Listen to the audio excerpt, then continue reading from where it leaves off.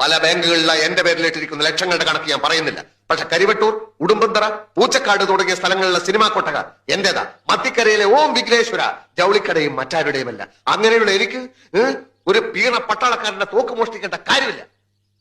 നിങ്ങൾ ആ സിനിമാ തിയേറ്ററിന്റെ ഉടമസ്ഥൻ അനുജൻ കുഞ്ഞുകുട്ടൻ വശം അമ്മാവന് തരാൻ ഞാൻ ചില സാധനങ്ങളൊക്കെ കൊടുത്തയച്ചിരുന്നത് കിട്ടിക്കാണുമല്ലോ. എനിക്ക് തരാൻ? അതെ, ഞാൻ 20 ഷഡ്ഡി കൊടുത്തയച്ചിരുന്നു. ഷഡ്ഡിയ? അയാൾ തന്നില്ലേ?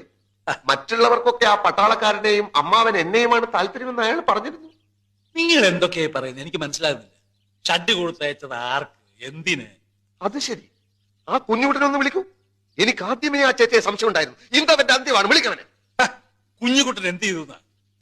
അപ്പൊ ഒന്നും അറിഞ്ഞില്ലേ? മീനാക്ഷിയെ അയാൾ എനിക്ക് കല്യാണം കഴിച്ച് തരാമെന്ന് പറഞ്ഞത്.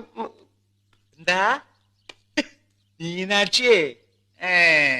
എത്രയോ സ്വർണമാലകൾ, സാരികൾ, വളകൾ മീനാക്ഷിക്ക് കൊടുക്കാൻ ഞാൻ വാങ്ങിച്ചു കൊടുത്തു.